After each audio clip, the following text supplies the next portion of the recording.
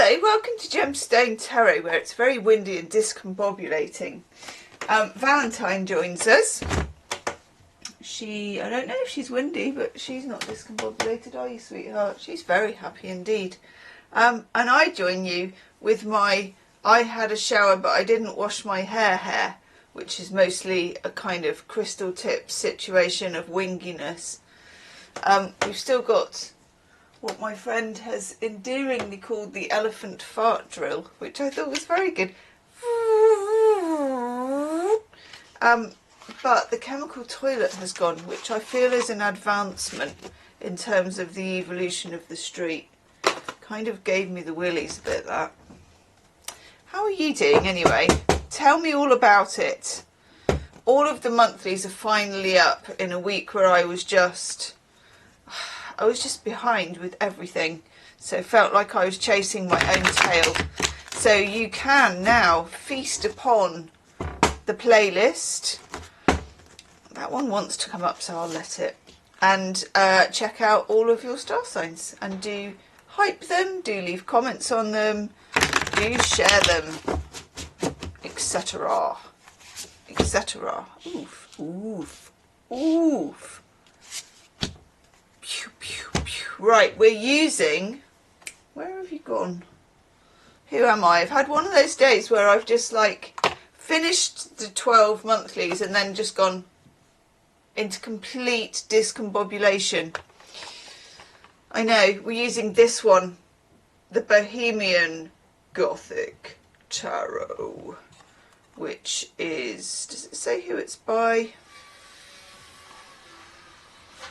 That's the elephant fart drill. Karen Mahoney and Alex Uplov. Itchy eye.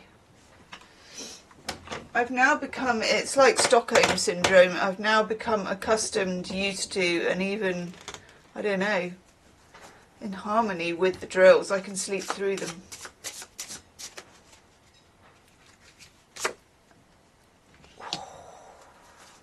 This is a heck of a reading. I might have to show you these cards on the other camera in all their glory, itchy nose, because this is a very distinct message. If I said Friday the 10th of April, I don't think the date is relevant right here, to be honest. I'm taking one more before we open this can of worms together. It was one of my favourite. That was so beautiful. Right, these are probably too high up, so let's pull them down a bit and see where we are.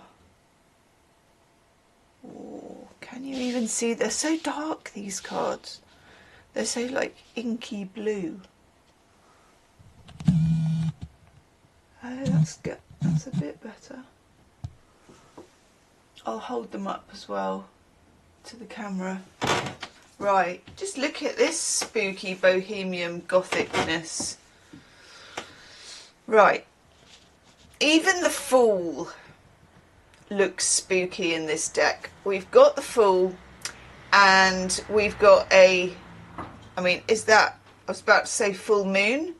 Kind of also looks like one of those weird days where you might have a sort of sun coming out. I don't know, it's weird. We've got the Fool in this really weird, I'm doing Tai Chi on top of a church gargoyle situation, which we're not going to try and mimic. But there is a need when you have the Fool to burst out of something, you know, to make a start on something, to start a new cycle somehow, to feel, even if it's just that we, you know, we're still in Aries season, that you're kind of feeling the whole... you know, something must move. But then we have the Eight of Cups, which has come up quite a lot in the monthlies.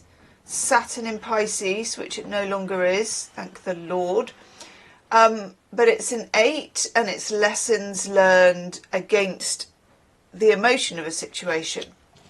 So in other words, emotionally I want to do X, Y and Z. You know, there's like a pull towards what may be seemingly slightly nonsensical feelings, as feelings tend to be, but there's also this rather sobering catch of, well, I don't think so, you know, I don't think so. I don't think so.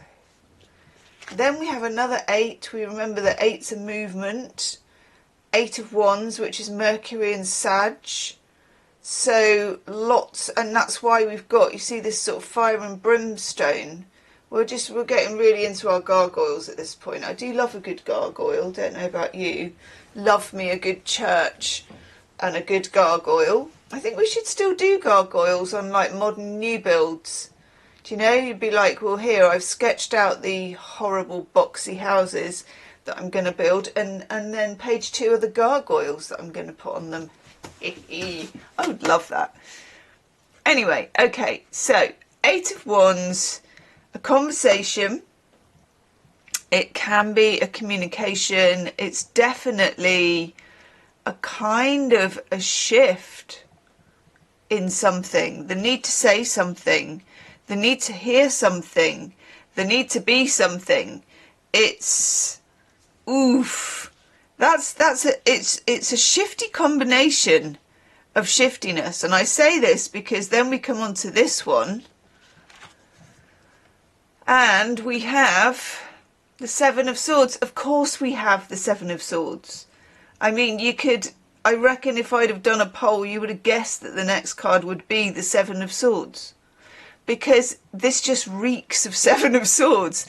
It's night forces, it's this feeling of nighttime and a feeling of skulking.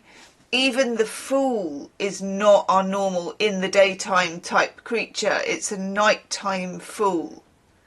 You know, this is actually literally foolish. You know, nothing particularly good is going to happen from doing Tai Chi, especially if I was doing it, on a gargoyle that's sticking out off a church or a house. No good's going to come of it. So we've got more foolhardy than fool, which is interesting, isn't it? Mm-hmm. And then we have that 8 of Cups, which, if you look, it almost joins on in the architecture. It's like on the outside of the house, they're doing that. On the inside, she's doing that. And then the gargoyles are talking.